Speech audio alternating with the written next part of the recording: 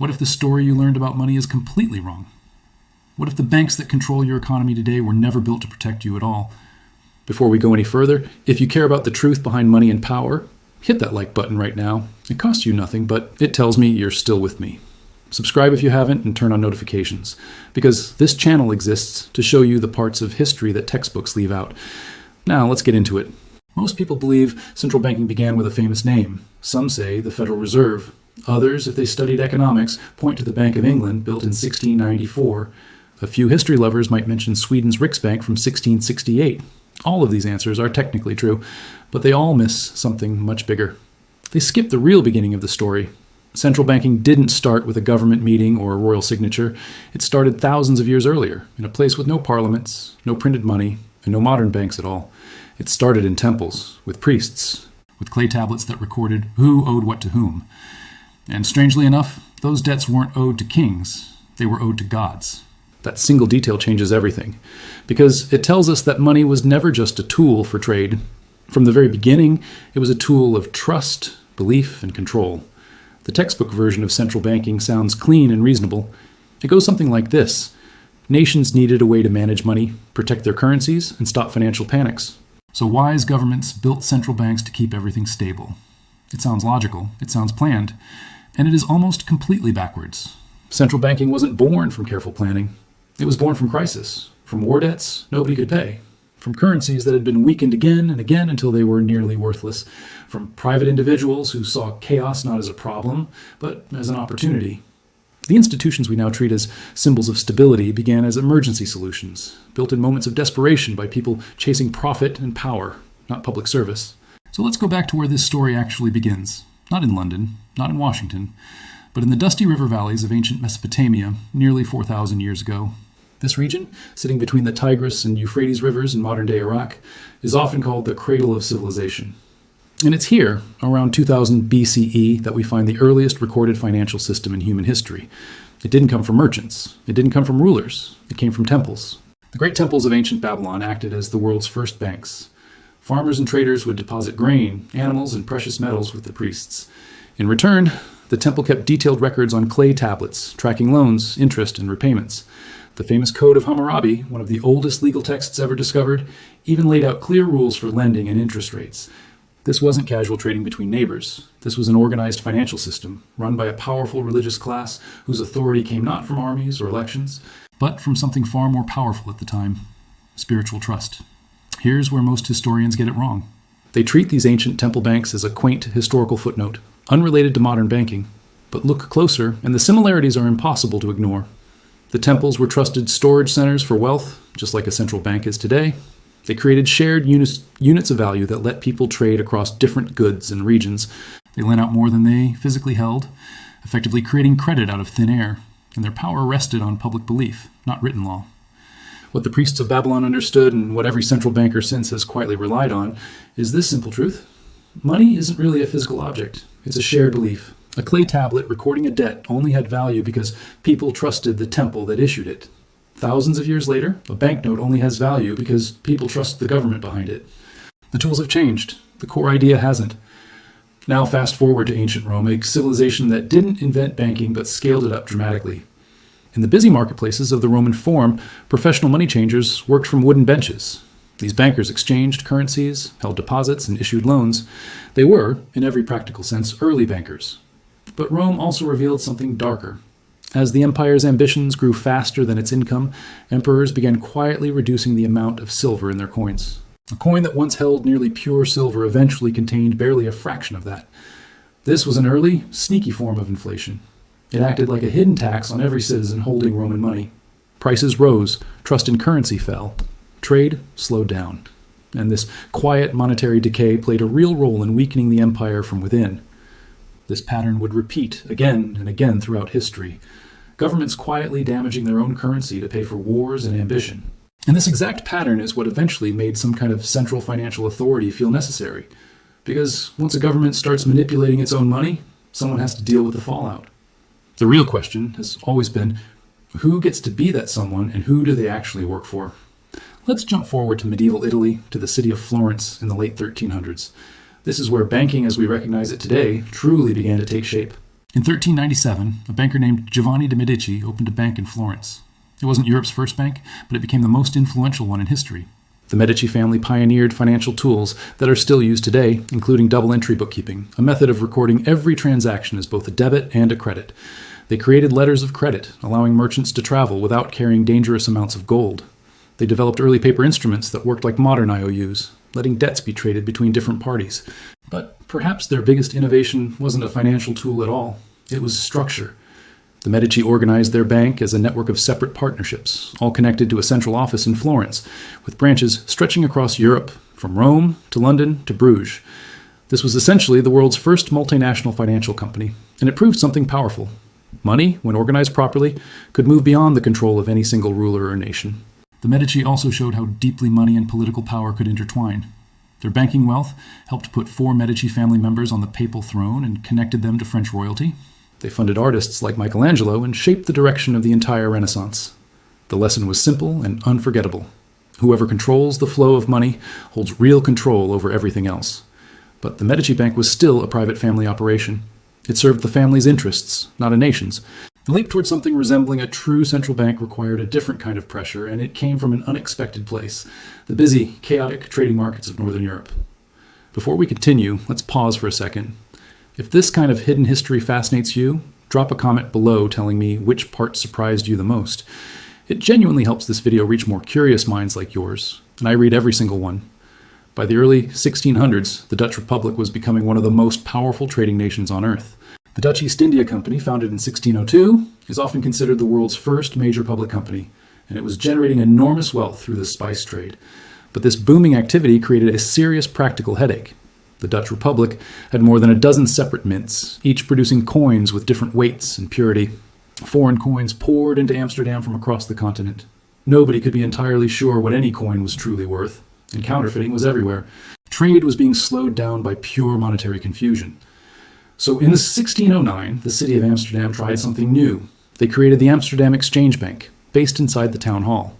The idea was simple, but brilliant. Merchants could deposit coins of any origin, and in return, receive credit in a standardized unit called bank money. This bank money wasn't physical. It existed only as entries in a ledger. But because the city of Amsterdam guaranteed its value, people trusted it more than actual coins. In fact, people began preferring the ledger entry over the metal itself. This moment deserves far more attention than it usually gets, because it separated the idea of money from any physical object. A deposit at this bank didn't need to match a specific coin or a specific weight of silver. It became a trusted number in a ledger, backed not by metal but by institutional promise. This is the exact foundation that modern money still stands on today. Every dollar, every euro, every digital currency traces its roots back to this idea: money as an institutional promise, not a physical thing. Some historians argue this early Amsterdam bank wasn't a true central bank because it didn't set interest rates or act as a rescue lender. And technically that's fair. But this misses the bigger picture. This bank built the foundation of trust that made real central banking possible later. It proved that an organized public institution could manage money better than a messy free market full of mismatched coins. There's also a darker chapter to this story that rarely gets told. For most of its existence, this bank was supposed to keep almost full reserves, meaning every unit of bank money was backed by real metal sitting in the vault. But slowly, the city began quietly borrowing from its own bank to cover expenses. The Dutch East India Company did the same as its military costs grew. Over time, the gap between what the bank claimed to hold and what it actually held became enormous. When people eventually discovered this, trust collapsed almost overnight. The very institution that pioneered abstract money was brought down by one of the oldest problems in finance. Someone had quietly been spending the reserves. This wasn't the end of the idea, though. If anything, it proved the need for stronger oversight and more accountable institutions. The real question shifted from whether these institutions should exist to how they should be controlled. Around the same time, something equally important was unfolding in Sweden. In 1656, a man named Johan Palmstruck founded Stockholm's first bank. Sweden had a unique problem. Its economy relied heavily on copper coins, which were incredibly heavy and impractical. A single transaction might require carrying copper plates weighing several kilograms. Palmstruck's solution was bold. In 1661, his bank issued Europe's first printed banknotes. These were paper promises that could be exchanged for copper on demand. At first, this worked beautifully. Trade became easier. People loved the convenience. But then, the oldest temptation in banking returned. Palmstruck began printing more notes than the bank actually had copper to support. The logic seemed safe at first, since not everyone would demand their copper at once. But when public confidence wavered, people rushed to redeem their notes, and the bank simply couldn't pay. It collapsed, and Palmstrook was sentenced to death, later reduced to imprisonment. Here's the part most people skip. Sweden's response wasn't to abandon the idea of a public bank. Instead, in 1668, they created a brand new institution, placed directly under the control of Parliament rather than the king. This bank still exists today, making it the oldest central bank in the world still operating. Its founders deliberately learned from the previous disaster, blocking royal interference. They initially banned it from printing paper notes at all. They understood something most nations would take centuries to fully grasp. The power to create money is dangerously powerful, and it needs protection from both private greed and royal ambition. But the institution that would truly shape modern central banking as we know it wasn't built in Sweden. It was built in England, and just like so many turning points in financial history, it was born out of war. In 1688, England went through major political upheaval known as the Glorious Revolution. William of Orange, a Dutch ruler, invaded England and took the throne from King James II. William brought with him a very Dutch understanding of the connection between money and warfare. He knew that whichever nation could borrow money most efficiently could build the strongest armies and navies. But England, locked in a costly war against France, was in serious financial trouble. The government's credit was poor, and borrowing came with brutal interest rates. That's when a Scottish merchant named William Paterson stepped forward with an idea that would reshape the global financial system. In 1691, Paterson proposed a deal to Parliament. A group of private investors would lend the government a large sum of money.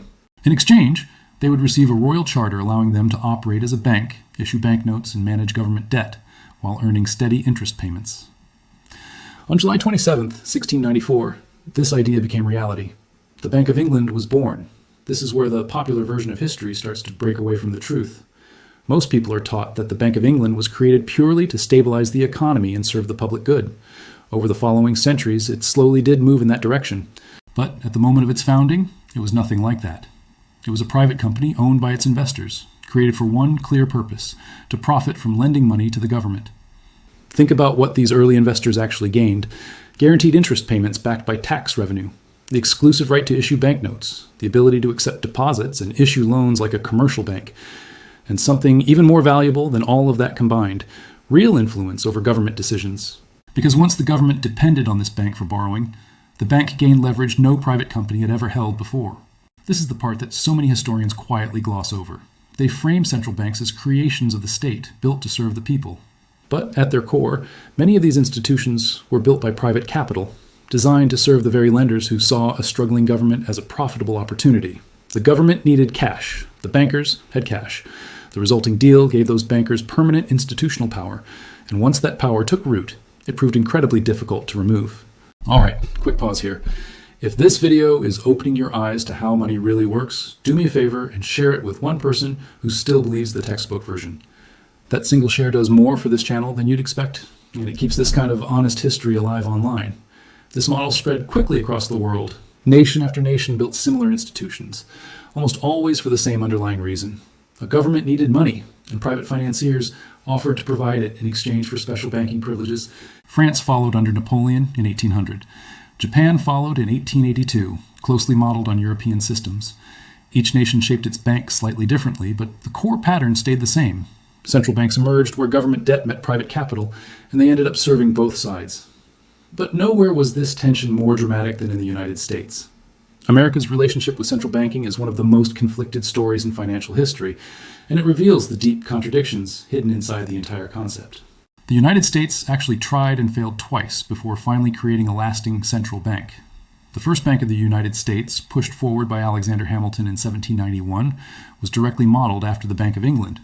Hamilton believed a national bank was essential for managing war debt and stabilizing the young nation's currency. He was right, but Thomas Jefferson and many others feared it would concentrate power. They feared it would serve wealthy elites at the expense of ordinary farmers. When its charter expired in 1811, Congress refused to renew it. The Second Bank of the United States followed in 1816, and it became even more controversial. President Andrew Jackson despised it, viewing it as a private institution wielding public power. In 1832, he vetoed its renewal, famously declaring that when laws favor the rich over the humble, ordinary citizens have every right to be angry. The bank's charter expired in 1836, and for the next 77 years, America operated with no central bank at all. Those decades were financially brutal. Without any central authority to manage lending or act during emergencies, the American economy swung wildly between booms and devastating crashes.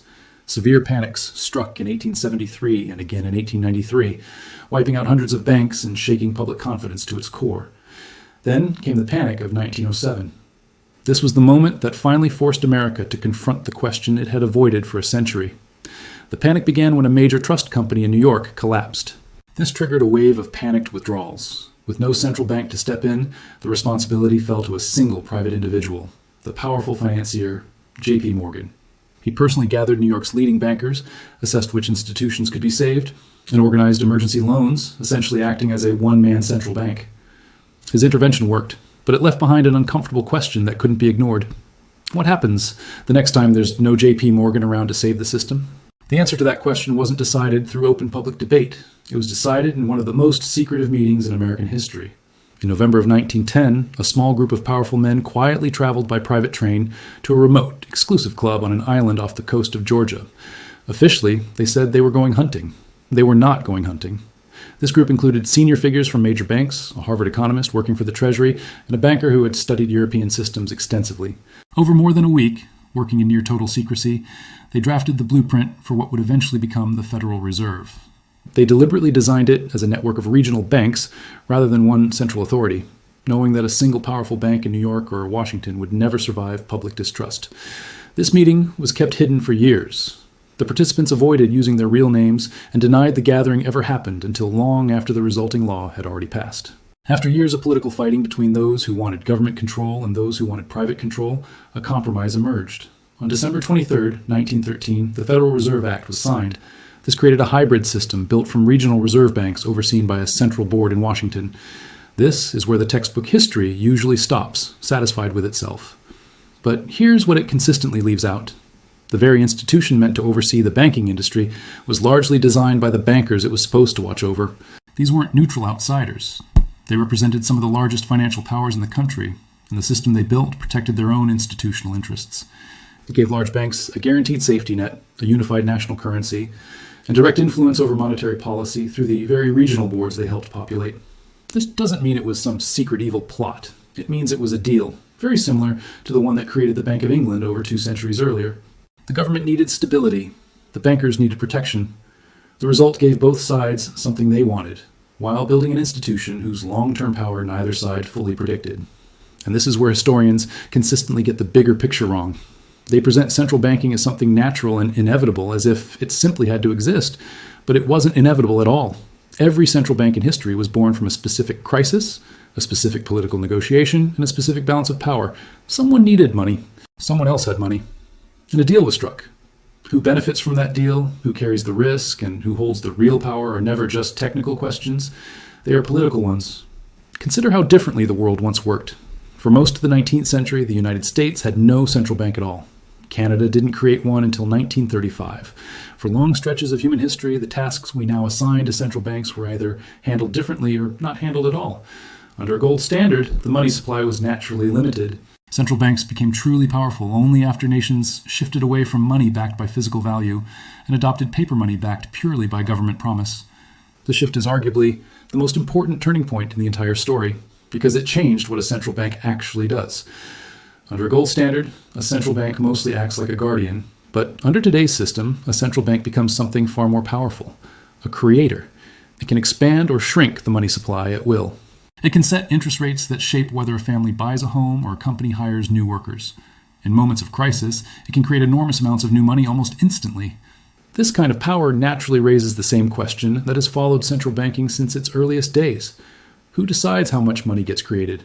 Who decides who receives it first? In nearly every modern economy, that decision rests with a small group of unelected officials who operate with a level of independence that would seem unusual anywhere else in government. Take the Federal Reserve's key decision-making group, made up of just 12 individuals. Together, they set interest rate policies that ripple through the lives of hundreds of millions of people.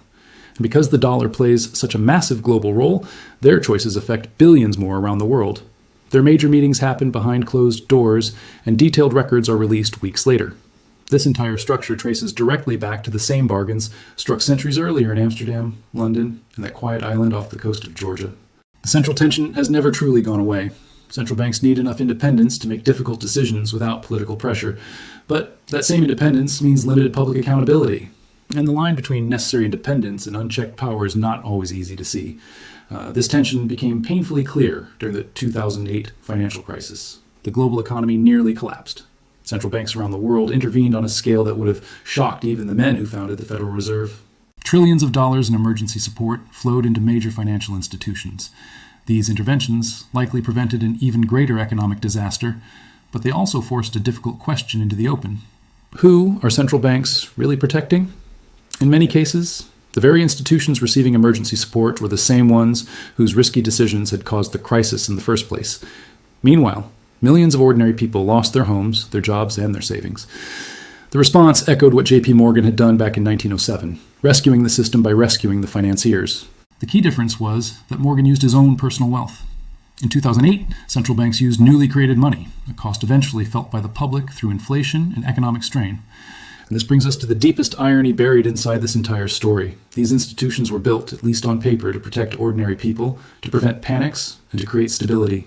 But from the temple priests of ancient Babylon, to the wealthy investors behind the Bank of England, to the secretive planners on that quiet island, central banks have always stood at the crossroads. They have never fully served one side without also serving the other. This doesn't mean central banks are villains in some simple story of good versus evil. The world genuinely needs institutions capable of managing money, responding to emergencies, and keeping economies functioning. We've already seen what happens without one. We saw repeated financial collapses that devastated ordinary lives again and again. Central banks solve real, serious problems. But in solving them, they also created new ones. The balance between public good and private origin has never been fully settled. So what do most historians actually get wrong? They get the framing wrong. They present central banks as calm, rational solutions built by wise governments planning ahead. The real story is messier and far more human. It emerged from war debt and currency collapse. It emerged from banking failures and political deals struck between desperate leaders and ambitious financiers. Their public mission grew over time, but it was rarely the true original reason. They also get the timeline wrong, drawing a sharp line at the founding of famous institutions like the Bank of England, as if central banking simply appeared out of nowhere in the 1600s. In reality, its foundations stretch back through temple economies, Roman currency manipulation, Medici banking networks, and Amsterdam's radical idea of separating money from metal. Every innovation built on the one before it. And finally, they get the neutrality wrong. Central banks are often described as purely technical, apolitical institutions, guided only by data and expertise. But their founding charters were political negotiations from the start. Their policies always benefit some groups more than others. Even their independence is itself a political choice. It is a choice made by elected governments willing to hand enormous power to a small group of unelected decision-makers. The true story of central banking isn't a tale of steady progress. It's a story about power, about deals made during crisis, about private interests wrapped in public language, about institutions that grew far beyond anything their original creators ever imagined. It begins in the grain stores of ancient temples and travels through Renaissance banking houses, into the basement of a Dutch town hall, and onto a quiet train heading toward a secluded island. And the truth is, this story isn't finished. The same questions that shaped every central bank in history are still very much alive today. Who really controls the money? Who benefits when it's created? And who pays the price when everything falls apart? The next time someone tells you a central bank is simply doing its job, remember something. Remember that the very definition of that job was written by specific people in specific circumstances, often to protect specific interests. The tools have evolved, the technology has changed, but the underlying truth hasn't moved an inch since a priest in ancient Babylon first lent grain from a temple and carved that debt into a clay tablet. Money has always been about power. Central banks are simply the institutions built to manage that power. And if we ever want a real say in how that power gets used in the future, we have to start with the true story, not the polished version, but the real one, built by real people, in real moments of crisis, for very real reasons. If this video changed how you see money and power, don't just scroll away. Take 30 seconds, hit subscribe, and share this with someone who still believes the version they learned in school. That one small action is what keeps this kind of story alive. Thank you for staying with me to the end of this journey through the hidden history of our financial world.